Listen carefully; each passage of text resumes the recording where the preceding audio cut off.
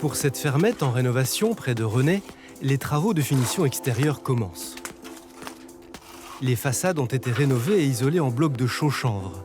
Vincent applique maintenant un enduit à base de chaux directement sur les blocs. Dans ce mortier, la chaux joue le rôle de liant.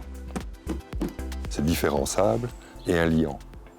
Dans le traditionnel, on met du ciment. Dans le naturel, c'est la chaux hydraulique ou de l'argile si c'est à l'intérieur.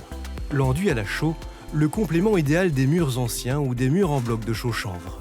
Si on a un bloc qui respire et qu'on vient mettre une finition qui ne respire pas, ça n'a plus de sens. On a fait exprès de faire la démarche, comme c'est une vieille maison, d'avoir une isolation respirante. Donc il faut faire une finition qui soit respirante pour que le concept sandwich du mur puisse fonctionner. Une fonction et une finition naturelle, un choix cohérent pour le propriétaire. Ma fille et mon beau-fils ont bâti une maison durable aussi, en bois paille.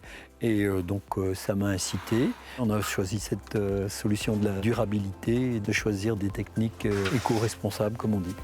Au final, plusieurs couches de chaux seront appliquées sur les façades. Ici, on va mettre 1,5 cm de corps d'enduit. Donc c'est la première couche après la couche d'accroche qui va permettre de donner la forme à la maison. Et après, on va travailler avec une couche de finition qui, elle, sera beaucoup plus fine pour l'esthétique finale.